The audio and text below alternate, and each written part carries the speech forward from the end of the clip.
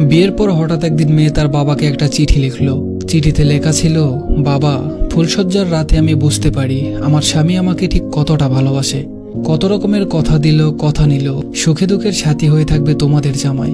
আমি যখন কান্না করছিলাম, তোমার জামাই শক্ত করে জড়িয়ে ধরে সান্ত্বনা দিচ্ছিল আর বলছিল, ধুর পাগল, এক বাবা মাকে ছেড়ে এসেছ তো কি হয়েছে, এখানে তো আরেকটা বাবা মা পেয়েছ।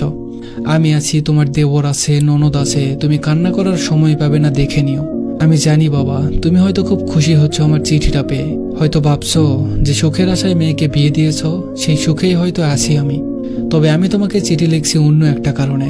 বাবা, তুমি কেন এদেরকে যৌতুকের টাকা দিলে না? এই 7টা পশুর জঙ্গলে আমাকে কেন রেখে গেলে? বিয়ের পর দিন সকাল হতে না হতেই শাশুড়ি মা তোমাদের দুইজনকে গালিগালাজ করতে থাকে বিশ্রী ভাষায়। আমি তোমার জামাইকে জিজ্ঞেস করলে বলে, মার সাথে কি আমি ঝগড়া করব? ও হ্যাঁ, পরের দিন প্রথমবারের মতো শাশুড়ি আমার মুখে চড় মারল। বাবা, তুমি কি কখনো আমার গায়ে হাত দিয়েছ? মা কখনো দিয়েছে? আমি কান্না করে তোমার জামাইকে সব বললাম। সে সন্ধ্যা নাগাদ ফিরল ঘরে। সে আমাকে অনেক খারাপ ভাষায় গালি দিল আর বলল, এখন তুই কি আমাকে আমার মাকে মারতে বলছিস? যৌতুকের টাকা দিয়ে দিলে তো সব ঝামেলা শেষ হয়ে যায়।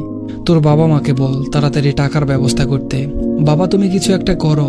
মেয়ের বাবা মা চিঠি হাতে বসে কাঁদছে, একমাত্র মেয়ে তার, যৌতুক কোথা থেকে দিবে, কিছুই যে নেই তার।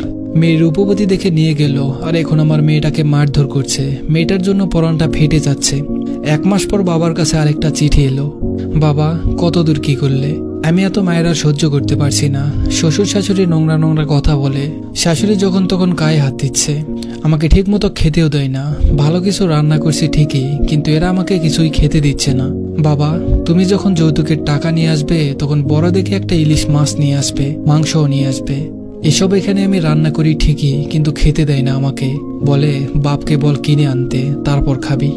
বাবা, ও বাবা, কবে আসবে তুমি? কতদিন তোমাদের দেখি না। বাবা, আসার সময় যৌতুকের টাকাটা আনতে ভুলে যেও না। মেয়ের বাবা মা আজকেও চিঠিটা ধরে কাঁদছে।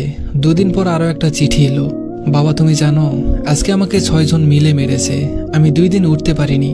উঠোনে পড়েছিলাম, কেউ দেখেনি। তোমার জামাই বেল দিয়ে মেরেছে, নাকে ঘুষি দিয়েছে, রক্ত জমে গেছে, দম নিতে কষ্ট হচ্ছে।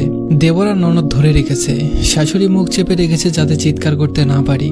আর তোমার জামাই শুধু মেরেই গিয়েছে। জানো বাবা, আমার চিৎকার এখন আর গলা দিয়ে বের হয় না, ছাইচাপা চুলার মতো ভেতরেই থেকে যায়। বাবা, আমি এখন ভাতের থেকে মায়ের বেশি খাই। বাবা, এ তুমি কোথায় রেখে গেলে আমায়? বাবা, তুমি যৌতুকের টাকাটা নিয়ে যত তাড়াতাড়ি পারবে চলে এসো। 20 দিন পর আরেকটা চিঠি এলো। বাবা, হয় যৌতুকের টাকা নিয়ে এসো, নয় এখান থেকে আমাকে নিয়ে চলে যাও। আমি আর মায়ের সহ্য করতে পারছি না, সারা গায়ে রক্ত জমে গেছে। মেয়ের বাবা তার বসত ভিটা সবকিছু বিক্রি করে মেয়ের বাড়িতে যাচ্ছে আজ। বাবা আজ অনেক খুশি। ইলিশ মাছ, মাংস, তরকারি, যা যা নেওয়ার কথা সবকিছু নিয়ে হাস্য উজ্জ্বল মুখে মেয়ের শ্বশুর বাড়িতে যাচ্ছে। যৌতুকের টাকা নিয়ে বাবা উপস্থিত। অনেকদিন পর আজকে মেয়েটাকে দেখবে। দরজায় ধাক্কা দিয়ে দেখে কলপিটে করে বড় করা সেই আদরের মামুনি আজ দড়িতে ঝুলছে। এটা শুধু কোনো কাল্পনিক গল্প নয়, এরকম ঘটনা আমাদের আশেপাশে প্রতিনিয়ত ঘটছে, যা হয়তো আমাদের চোখে পড়ে না বা আমরা খেয়াল করি না। কত মেয়ে যে শ্বশুর বাড়ির অত্যাচারে নিজের জীবন দিয়েছে তার কোনো হিসাব নেই। যদি কখনো এমন ঘটনার সম্মুখীন হন, অবশ্যই তার প্রতিবাদ করবেন। আপনার প্রতিবাদে হয়তো বেঁচে যেতে পারে একটি জীবন। সবাই ভালো থাকবেন, সুস্থ থাকবেন। ধন্যবাদ সবাইকে।